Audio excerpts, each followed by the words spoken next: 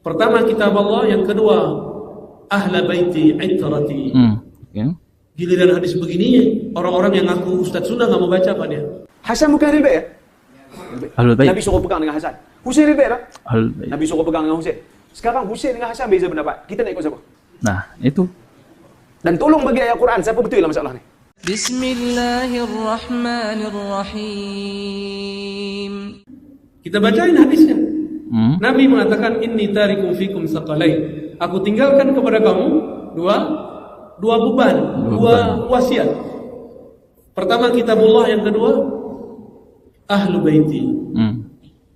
Hadis yang masyhur taraktu fikum amrain, ya kan? Itu hadisnya enggak sampai derajat sahih. Kitabullah wa sunnati, ya. Itu hadisnya tidak sampai derajat sahih, cuma riwayat Ibnu Abi Syaibah. Yang sahihnya apa? Yang sahihnya? Ada di riwayat Imam Tirmizi. Taraktu fikum amrain atau saqalain atau syai'ain. Pertama kitab Allah, yang kedua ahla baiti itrati. Okay. Giliran hadis begini, orang-orang yang ngaku Ustadz Sunnah nggak mau baca apa dia? Oh, jadi giliran hadis tentang Rasulullah SAW itu meninggalkan dua beban, yaitu Al-Quran dan Ahlul Bait. Jadi ustadz-ustadz sunnah ini tidak mau membacanya. Jadi berarti ustadz-ustadz salafi ini menolak hadis tersebut ya teman-teman. Nah oke, mari kita lanjutkan ya. Lalu kemudian Ar-Razi Hasyim tadi mengatakan bahwasanya ya, yaitu Rasulullah SAW itu meninggalkan dua beban, yaitu Al-Quran dan Sunnah Nabi. Itu hadisnya tidak sampai derajat sahih ya katanya ya. Yang sahih adalah Al-Quran dan Ahlul Bait ya. Gak mau dia baca. Aku tinggalkan bagi kalian dua wasiat. Pertama kitab Allah, yang kedua terahku, keturunanku, ahlu baitku. Maka hadis ini mulai saya sebarkan. Silakan antum tuduh saya apa aja, yang penting saya ikut Rasulullah SAW. Ciri-ciri tentara Dajjal di akhir zaman. Ciri-ciri tentara Dajjal. Zuriat Nabi. Oh. Kenapa? Imam Mahdi itu zuriat Rasulullah SAW. Nanti dia muncul, nggak mungkin. Keturunan Nabi udah habis. Ada nggak yang ngomong begitu? Dia nggak sadar ngomong begini, itu udah ditandain sama Dajjal. Dia langsung, wah ini panglima gua nih. Ya. Hati-hati Pak. Hati-hati Pak. Nah teman-teman yang dimuliakan Allah Subhanahu Wa Taala, jadi katanya ciri-ciri tentara Dajjal itu tidak mempercayai zuriat Nabi itu masih ada. Nah teman-teman, jadi kita sepakat ya, ustadz-ustadz sunnah ini mempercayai bahwasanya yang tidak diragukan lagi yaitu keturunan Nabi SAW, yaitu adalah Imam Mahdi ya. Kita sepakat, ustadz sunnah itu mengakui bahwasanya masih ada keturunan Nabi SAW.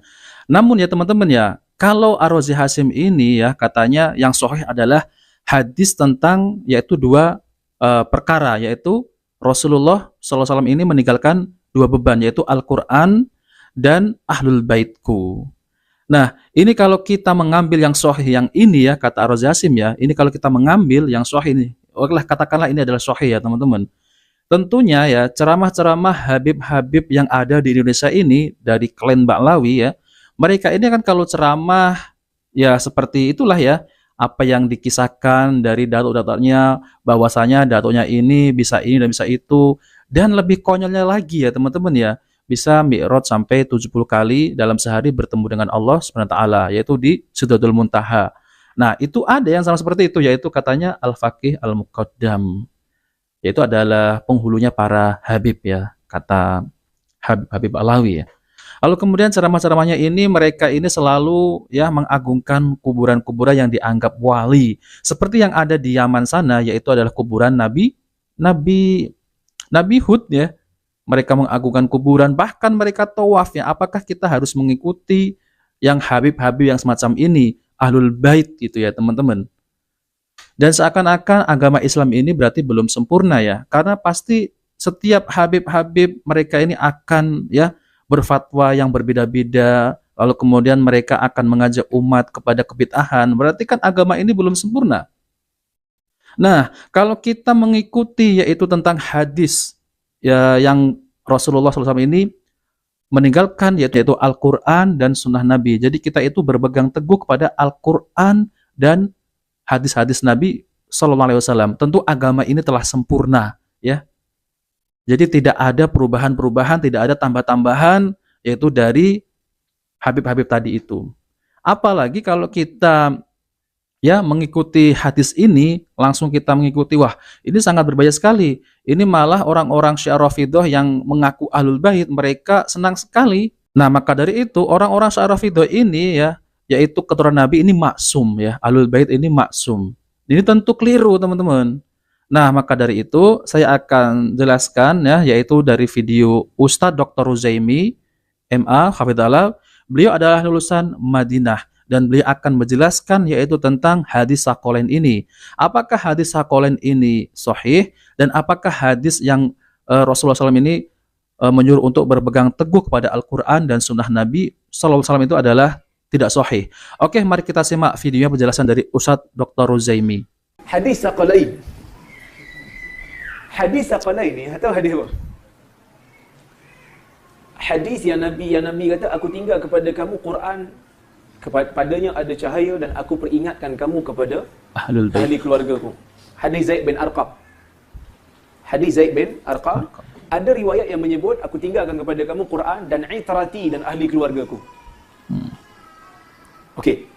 Hadis ni memang ada dalam riwayat ahli sunnah. Sebahagiannya sahih, sebahagiannya dhaif dan ada riwayat yang palsu. Ada yang palsu. Contoh macam hadis dalam dalam Mustadrak Al-Hakim, saya lupa lafaz dia tu, tapi siapa yang bersama dengan ahli bait aku takkan binasa. Siapa yang masuk kapal ahli bait. Kita jangan bincang dulu pasal sanad. Nanti saya urai. Okey, Ustaz. Tapi kalau katalah hadis Saqalain ni sahih. Iya. Yeah. Katalah hadis Saqalain ni sahih. Hadis ahli bait ni sahih. Ahli bait ni ada berapa orang?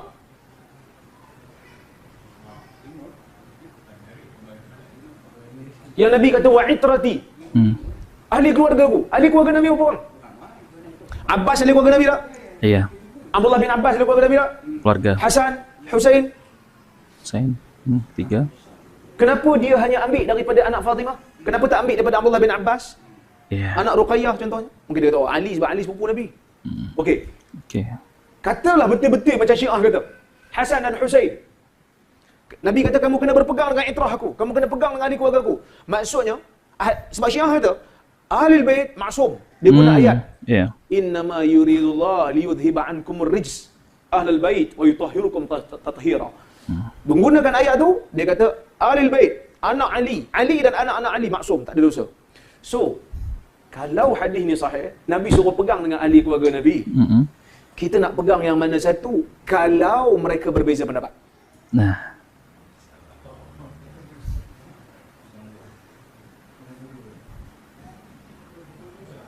nak pegang mana satu? Nabi maksum, tapi tak ada Nabi yang bercanggah pendapat antara Nabi dengan Nabi. Musa dengan Harun hidup sezaman kan? Tapi mereka tak bercanggah pendapat, melainkan Allah Ta'ala akan turunkan wahyu. Kalau Ahlul Bait bercanggah pendapat, Quran mana lagi nak turun? Dalam kitab Syiah Al-Kafi, kira Sahih Bukhari lah pada Syiah tu, Al-Kafi, Usul Kafi kan, disebut satu riwayat. Kita tak sahihkan riwayat tu, tapi pada Syiah lah, hampa nak sangat hadis Saqalain. Ni kalau sahih, tolong bagi kat saya penyelesaian. Sebab Nabi suruh berpegang dengan ahli keluarga Nabi. Husain kata apa? Ni jangan anggap sahih, ini riwayat Syiah. Syiah ya. Husain kata apa? Bila Hasan letak jawatan, bagi jawatan kat Muawiyah yang dipanggil Amul Jamaah. Husain kata apa? Husain kata, "Law ihtazza anfi lakana khairan mimma fa'alahu akhi." Kalaulah hidung aku ni terputus, aku lebih suka daripada apa yang Hasan buat. Dalam riwayat tu Husain tak setuju Hasan bagi-bagi. Dalam riwayat Syiah, Hasan bukan Ahlul Bait ya? Ahlul Bait. Nabi suruh pegang dengan Hasan. Husain Ahlul Bait tak? Ahlul Bait. Nabi suruh pegang dengan Husain. Sekarang Husain dengan Hasan beza pendapat. Kita nak ikut siapa? Nah, itu. Dan tolong bagi ayat Quran siapa betul dalam masalah ni. Dan kalau hampa nak berpegang dengan Saqalain, kami juga berpegang dengan Saqalain. Maksudnya kami ikut Hasan? Adakah Hasan sesat? Enggak. Adakah Hasan kafir? Enggak. Hasan mengiktiraf Muawiyah. Dan diperakui dalam kitab-kitab Syiah pun. Memang Hasan tak jawatan. Sebab tu orang Syiah dengan Hasan tak apa-apa. Yeah. Jarang dia seru Hasan. Dia seru Ali, dia seru Husain. Kita balik pada isu ni. Ya. riwayat Saqalain ni kesemuanya bermasalah kecuali satu dalam Sahih Muslim. Sahih Muslim. Riwayat Tirmizi itu pun dhaif. Yang ada yang sahih dalam Sahih Muslim. Yang Nabi kata, aku tinggalkan kepada kamu Al-Quran. Padanya ada cahaya dan hidayah. Dan aku pegang dengan Quran. Tamassaku bihi. Pegang dengan Quran. Dan aku peringatkan kamu, uzakirukum bi ahli baiti. Uzakirukum bi ahli baiti. Uzakirukum bi ahli baiti. Nabi kata, aku peringatkan kamu tentang ahli keluargaku. Aku peringatkan kamu tentang ahli keluargaku. Aku peringatkan kamu tentang ahli keluarga. Bukan Nabi suruh berpegang dengan ahli bait sampai nak kata ahli bait tu maksum. Tak. Nabi suruh pegang dengan Quran. Sebab lafaz suruh pegang dengan Quran je lah. Yang Nabi peringatkan tentang ahli bait, Nabi suruh jaga hak ahli bait. Sebab nanti aku nak pergi tolonglah jaga.